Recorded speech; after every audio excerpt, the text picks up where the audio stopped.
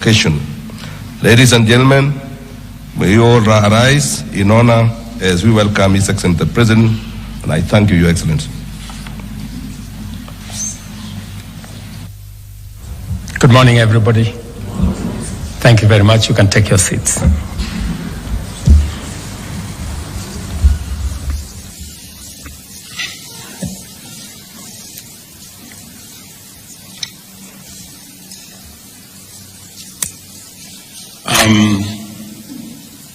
Friends, my colleagues, members of families, this morning I am very delighted that you have found time to join me in witnessing the swearing in of our 3 newly appointed cabinet secretaries who are now ready to take up their duties and to serve the people of Kenya. Without exception, all 3 of the new cabinet secretaries have extensive and diverse experience in both executive and legislative facets of our public service. For this reason, I am confident in the skills and capabilities that they bring to their new roles. I served with Honorable Kabogo and Honorable Kagwe in the National Assembly when they were elected to the 9th Parliament, and Honorable Lee Kinyanjui later joined the legislature in the 10th Parliament. In addition to Honorable Kinyanjui's tenure as Assistant Minister, both he and Honorable Kabogo have served as Chief Executives of devolved governments. Honorable Kagwe, on the other hand, served in the Senate and was a cabinet member in 2 previous administrations. Both Honorable Kagwe and Honorable Kinyanjui have also chaired the boards of strategic national parastatals. With their strong mix of leadership skills and extensive experience in political, legislative, and executive capabilities, these cabinet secretaries are very well equipped to mobilize the machinery of government, drive them to deliver services to the people of Kenya, while steering inclusive development and economic growth that leaves no one behind. I wish to remind all of us that 2 years and 4 months ago, we secured our governing mandate based on an ambitious plan to propel our nation towards a prosperous future. The bottom-up economic transformation agenda is now well underway, with intensive and extensive work being carried out across the country in all priority value chains and cross-cutting enablers that constitute its strategic pillars. Thousands of new housing units are being built across Kenya, employing hundreds of thousands of people, facilitating transformative industrial growth in many supply chains in the construction sector, and providing opportunities for decent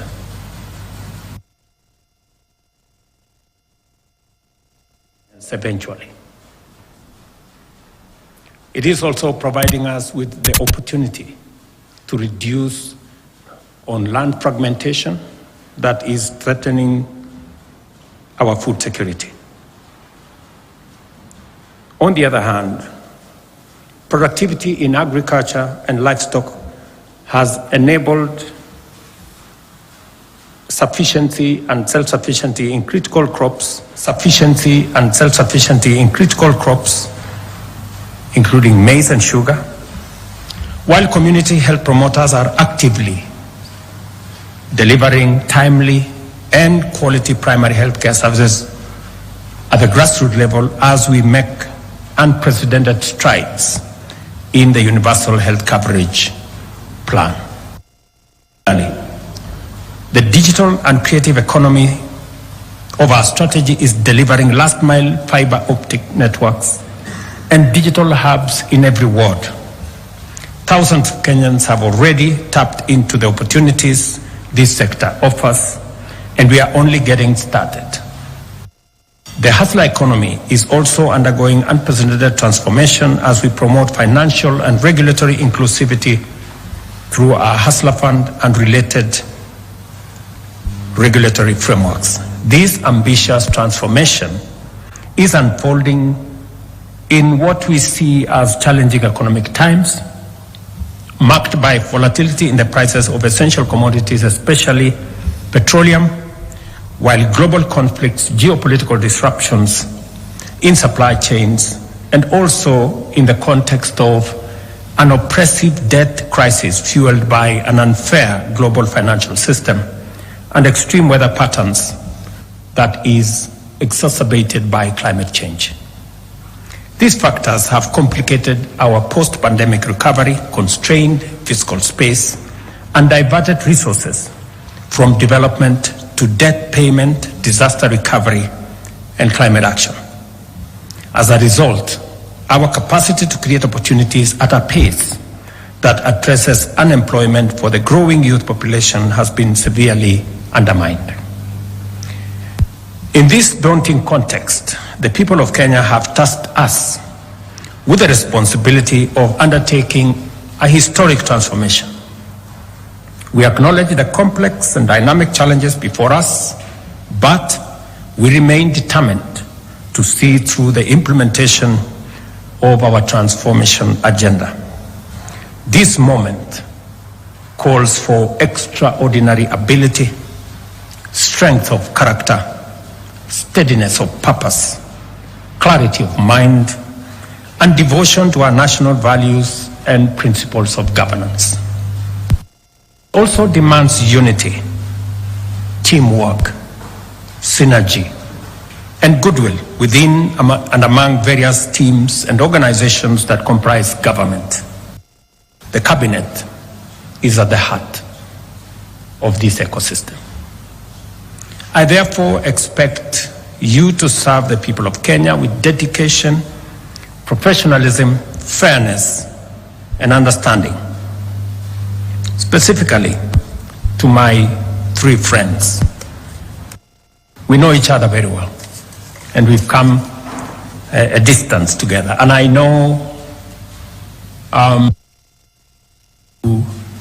for not this administration, but for the people of Kenya.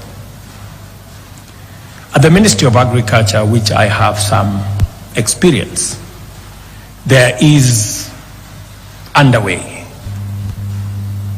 a major transformation, a shift from consumption subsidies to production support. I was very impressed to see the Honorable Kagwe take on the questions from members of parliament with great understanding of where we want to go from here. And I am sure and confident that the transformation in the agricultural sector that is necessary from enhancing productivity, adding value to what we produce, and finding the routes to market for what we have produced is going to be front and center of your leadership of the team at the Ministry of Agriculture. Just to confirm to you that the procurement of fertilizer has already been undertaken. I will look up to you for leadership on how this fertilizer is going to get to every farmer to make sure that we eliminate any impediments, any shortcomings, the correct fertilizer to the correct farmers. And we have already seen evidence of what making sure that fertilizer is available and affordable, the kind of difference it has made in the productivity of our farmers. I am also clearly aware that you will pick up on matters to do with livestock. We did commit to the dairy farmers, for example, that we will be paying a minimum of 50 shillings That has been done over the last 6 months. I will look forward to your leadership in making sure that that moves forward. In tea, just to inform you that maybe your first call this afternoon, we have tea that is stuck at the bottom of Mombasa. And yesterday I was talking to your team at the Ministry of Agriculture. We need to find out what are the issues that is causing the clog up of tea at the port of Mombasa. And the good news around that space is that we enhanced our earnings from tea this last year from 180 billion to 210 billion. And farmers are expecting us to look at the future, and they expect us to do better in the coming year. I have no doubt that you have what it takes to take that forward. We have just concluded 2 days ago comprehensive economic partnership agreement with the UAE that provides us a big market for dairy products, for agricultural products. The trade between us and the UAE is almost 370 billion Kenyan shillings. A big majority of that is coming from our agricultural sector. With the signing of the comprehensive partnership agreement with the UAE, we expect our numbers of export of especially livestock and livestock products to increase. And I'm very happy that you are seized with the matters that will assist us access those markets, making sure that our products meet the sanitary and phytosanitary requirements for the markets that we are focused on, making sure that our meat, dairy, and other products also meet the standards that are required. I am very confident that the challenge we've had persuading farmers to vaccination, you have what it takes. You've done it before with the vaccinations that were there. And I was very happy that you made the position, you took the position which I share, that is a voluntary exercise and nobody will be forced to do anything. All we want is to make sure that our products meet the very high standards set by our markets. The same thing in the rest of the value chains in coffee. Me and you have already discussed the future of what we need to do in coffee, what we need to do with the avocados, what we need to do in the many other aspects.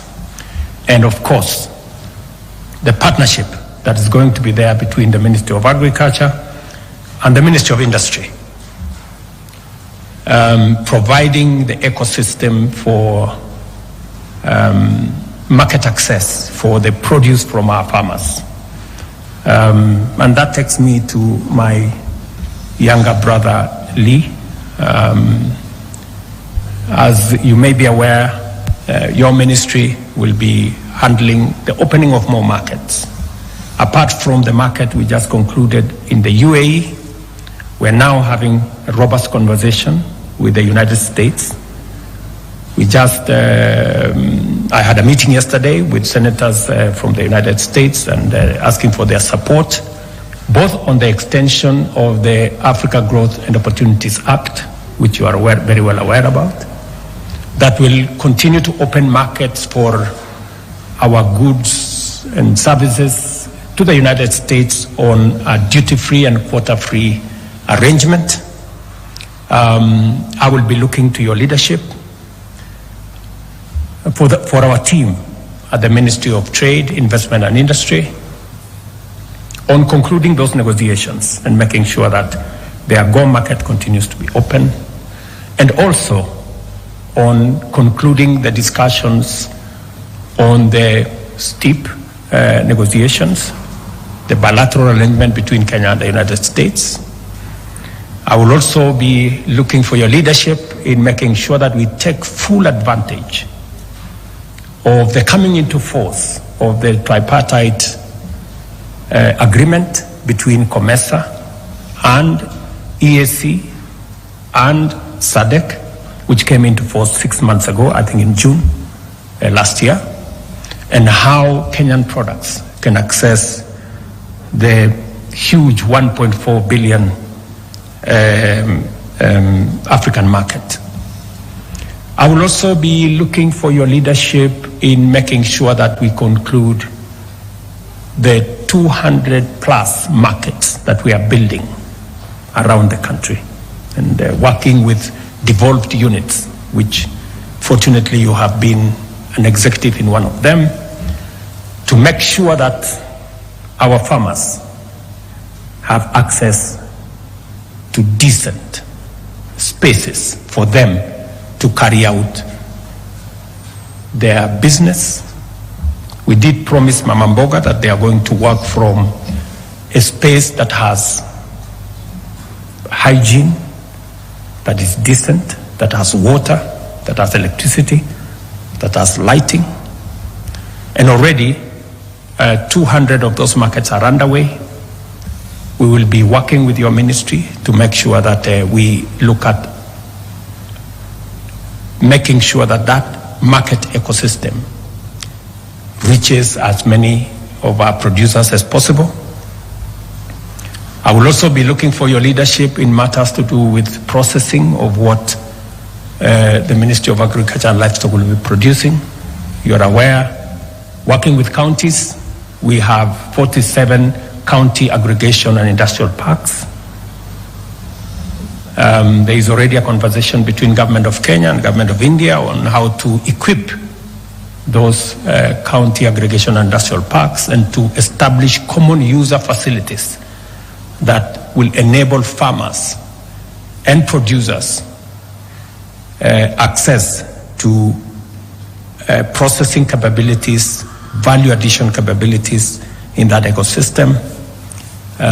So there will be a full entry for you on how those will come into force. I will also be looking forward to you providing leadership on our special economic zones. As you're aware, we are establishing 6 new special economic zones in Dongo Kundu, in Sagana, in Thika, in Nakuru, both in Njoro and in Naivasha, in Eldoret, and in Busia. And just to give you a heads up, we will be in Busia on Wednesday, and probably you may want to find details of how that is going. I'm told it's going very well, but you will need to provide leadership in making sure that we conclude the first phase of all the special economic zones that we set out, because these are important for processing, value addition, agro business, and also providing opportunities for our young people to work. There is much more than I've just told you. I've just given you a heads up on some of the headline issues that we will be focusing on. And as part of building the ecosystem that will support the transformation of Kenya, which I am determined to oversee, and to make sure that we create as many opportunities for business people, for people who want to work. And that takes me to my brother William, namesake. In that space, your hands are full, William. Your hands are full. Because on your table you will find our connectivity plan. We made a commitment to roll out 100,000 kilometers of fiber optic across Kenya. We already have funding amounting to 48 billion to roll out the first 53,000 kilometers, and we intend to conclude that process of rollout before the end of next year. working with KPLC, ICTA, and your ministry, you will find that there are already contracts that have been signed. You must walk the 53,000 kilometers and make sure that it's delivered. There's already funding for another 100 centers of excellence of our ICT hubs, one per county, and in other counties 2. This again, our plan is to make sure that it is concluded. These are 100 centers of excellence. It's concluded in the next 6 months. You will find that the contracts have already been signed, and your leadership is required so that we can conclude this exercise. And again, you will find in your table another 1,450 ICT hubs, one in every ward in the Republic of Kenya. The members of parliament, and the leader of majority is here, have already been primed. We have made resources available to them, but you will be required to provide the infrastructure, internet, make sure they are connected, you'll provide the computers, and you provide the people to train our young people in those ICT hubs. Good news also is that you will find on your desk that already the World Bank and the government of Kenya have provided resources for 145,000 computers for these ICT hubs. Communication Authority is providing the first 10,000 resources for the first 10,000. The World Bank is going to provide resources for 50,000 computers. And of course, the government of Kenya is going to provide resources for the balance. I will be looking to working with you to make sure that we conclude all these arrangements. If there are any loose ends, to be tied.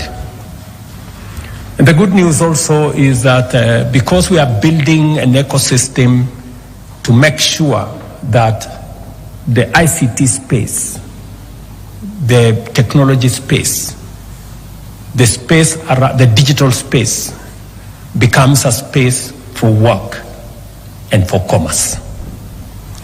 And just to make sure that that proceeds in the manner in which we have envisioned, Teleperformance, the largest business processing outsourcing company in the world, is now setting up shop in Kenya. And it will be a good place for you to work with them, work with the others, CCI, Summersource, and all the other BPOs in Kenya. They have given us an undertaking that over the next 5 years, we should be able to have between 300,000 and 500,000 jobs created under the BPO ecosystem. We just need to tie up some loose ends. One of them is to make sure that the legislative framework that did not recognize BPO as a sector, especially on matters to do with labor relations, is captured. Already a lot of work has been done. I think the Attorney General will brief you on what you need to do so that we can take steps to Parliament and properly recognize in our legislation the BPO sector as a sector that employs people. The current law only recognizes people employed